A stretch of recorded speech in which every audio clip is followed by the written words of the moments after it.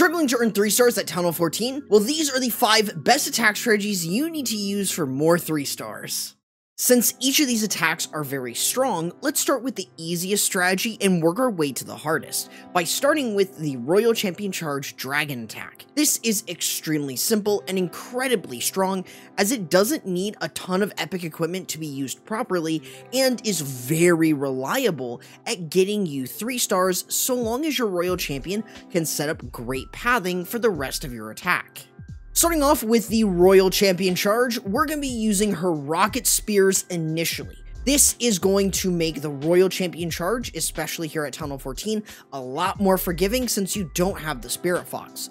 This is going to create a bit of pathing for you, so the Royal Champion goes in the right direction and can get the right value. This is where then you can use your invisibility spells every 4 seconds in order to keep her away from any damage. Don't worry if she does get targeted for like a split second, you will be completely fine. Speaking of which, you can overlap your invisibility over defenses in order to quickly get through the base without having to worry. The Electro Boots are able to finish off those buildings after just a few hits from the Royal Champion. This allows you to get plenty of great value as you work throughout the base. So, especially as you start to reach the end of your invisibility spells, you can get plenty more value by just using your invisibility spells over defenses. This allows both your Electro Boots and Royal Champion to really do something and create great value. Now, from here, you do want to set up some funneling. So using the Archer Queen with her giant arrow to snipe off 1 or 2 air defenses and any sweepers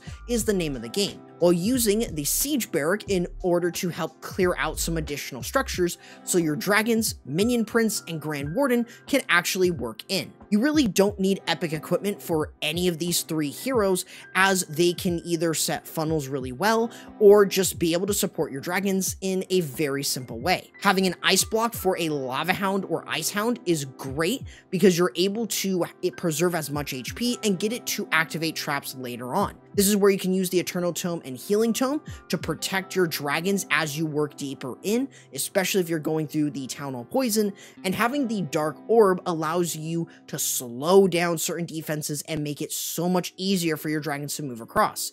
Also, having the Henchman Puppets allows himself to do a lot more damage initially, while also providing spawnables that can look for traps later on. Other than this, as you reach the back end of the base, there shouldn't be a lot that's going to basically destroy this attack. It's incredibly simple and very, very strong. Of course, another option that you technically have with the Grand Warden is using the Lava Loon Puppet, but it's more of a side grade than anything, and this is the best if you are lacking a lot of epics. Up next is Super Witch Smash. This does use the Fireball, but it's also one of the easier strategies in terms of smash attacks. This is mainly due to how consistent and reliable Super Witches are, and with the addition of the Ice Block spell, it has become a lot better. So while yes, it does use a Fireball, we're going to be starting off with a short Grand Warden walk. Using a baby dragon, for example, is a great way in order to help create a bit of funneling so your warden doesn't have to clear every single building there, but you do want to make sure that he clears any outside structures. Obviously, you could use invisibility spells over them, but you're clearing out a bit of funneling, so you can use your invisibility spells and the Fireball to enter a particular area to smash it down. Obviously, the Fireball doesn't have a ton of range, so try to look for areas where you can get the most value out of it. That way you can use the Archer Queen to funnel off that side, whether that is with the Mirror and Giant or her Healer Puppet and Giant Arrow. You have a lot of options as your Super Witches start to move in. This is where you want to make sure that you're using the Wall Breakers in order to open up the base for your main portion, and also having the Troop Launcher to send in balloons to provide support for your Super Witches. This is going to protect your healers a ton from seeking air mines, which always could be a problem. So as you work in, you have a rage spell at the ready to really power them through, a jump spell to get additional value, along with the spiky ball and earthquake boots of the king. And as you work a little bit deeper in, having the ice block to keep everything alive is the name of the game.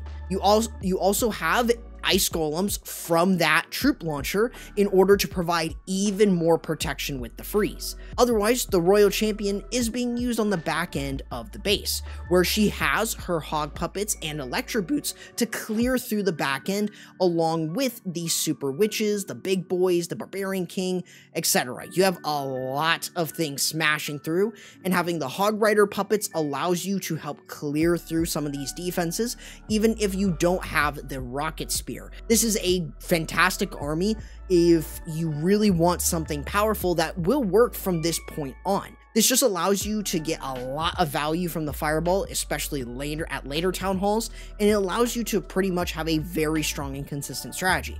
Just make sure you have a little bit of cleanup, something like archers, and you should more often than not 3-star any base with this strategy. Moving from there, we have the Super Yetis next. They are incredibly powerful, having a lot of variation between either running the Fireball with them or the Royal Champion Charge. This allows you to get a ton of value before smashing through the base for 3 stars with the Super Yetis themselves, especially with their high HP and DPS. Now, to start off, we're going to be running the Royal Champion Charge version. This is incredibly strong, incredibly flexible, and it is definitely going to be a lot better for more situations than the Fireball, since you need the Fireball to get great value, and when you have spread out buildings like this, it's not going to be doable. So you're going to use your invisibility spells every 4 seconds in order to get the best value from this. This is going to allow you to create a bit of pathing for your Super Yetis before recalling her back to your army. She has the rocket spears, and we're going to use that within the core of the base. So we want to make sure that we're setting up funneling since we're using the troop launcher again.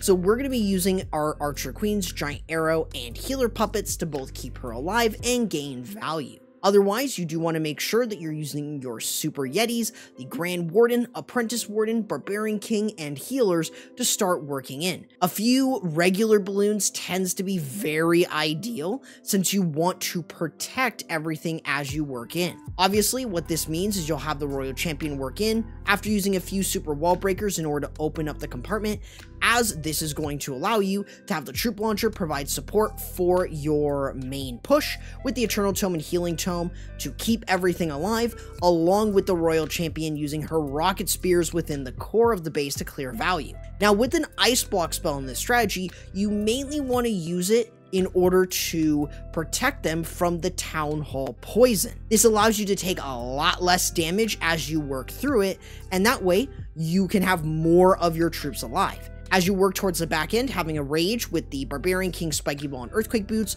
will help the Yetis clear through and allow the Barbarian King to open up the rest of the base. You can even bring a jump spell in this case if you want, but otherwise you, for the most part, shouldn't have to worry from this point because the Super Yetis are so tanky, they do so much damage, you're going to be able to smash the inside of the base with no problems.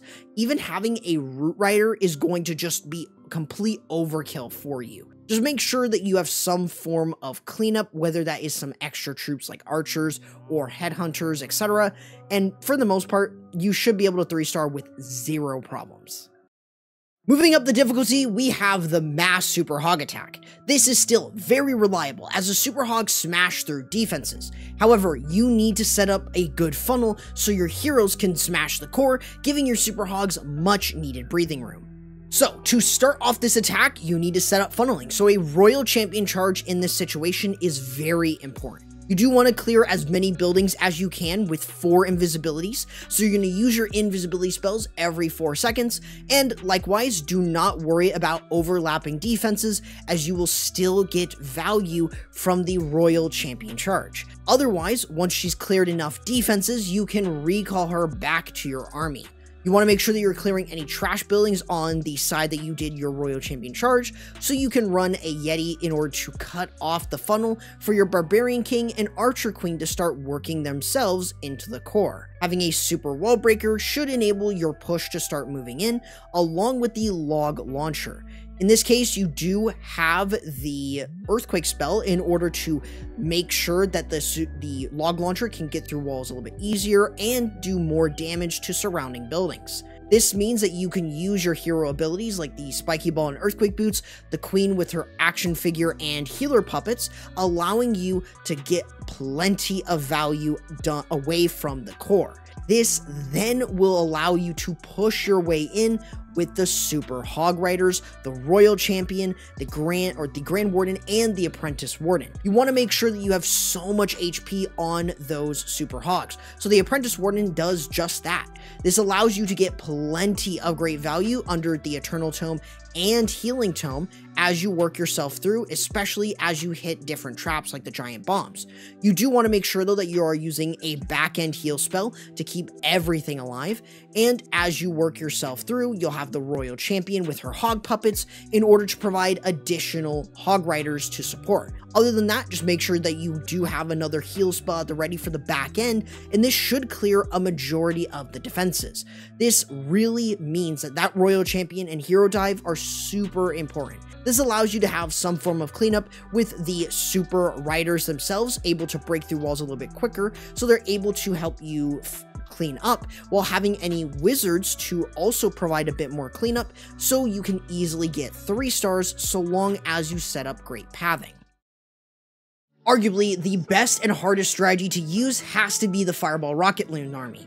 This is simply a super strong strategy if you can manage both the Warden Charge and Hero Dive, that is. This can be made slightly easier with the help of Ice Block spells though.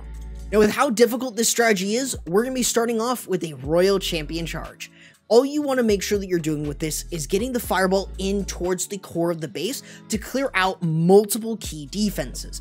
I'm talking things like the Inferno Towers and the EO Artillery being some fairly good pieces of defenses to remove. Now, since we don't have furnaces at this Town Hall level, we're going to use a few baby dragons in order to set up a bit of funneling and quickly get through this area. Obviously, it's going to take us a little bit of time to kind of get through some of these defenses, but once we do, we can use our invisibility spells, usually around 4 of them, in order to allow the Fireball to snipe down the key defenses within the core. This is going to allow him to walk one side of the base. This is where then we are going to run the Siege Barrack on the far opposite side of the base in order to let your Barbarian King and Archer Queen move in. So the Siege Barrack in this case is being used to do a little bit of funneling. And this allows our Barbarian King and Archer Queen to start working ourselves into the base. Super Wall Breaker's job is to open up the walls so they can get in, and having a few balloons to look for any Seeking Air Mines while the Warden is charging tends to be ideal. That way you can use a rage spell for him, keep him alive as he's going through damage, and also with the ability to reach the Town Hall and remove it. Obviously, you just want to make sure that you're using your Barbarian King and Archer Queen abilities, like the action figure and healer puppets with the Earthquake Boots and Spiky Ball, to get plenty of value. Now, if your Warden is anytime in trouble, you've got a Ice Block spell to keep him, for the most part, protected. This does allow you to use your Royal Champion to help clear through any defenses on the back end, and he can follow, but then you've got your rocket balloons. And realistically, after you've cleared a good chunk from your Hero Dive and your Grand Warden Walk, you've got the rocket balloons to clear through the rest like it's nothing. This is such a strong strategy here at the lower town halls that you can definitely reliably use it. No matter if the army that you prefer is on the easier side or on a bit on the harder side, each of these attacks are going to be incredibly strong and allow you to take any of these throughout the game at higher Town Hall levels, where they're going to get more options that Town Hall 14 just doesn't provide. However, if you want the best attacks for every Town Hall level, I recommend checking out this video, while YouTube says this one right here is the best for you.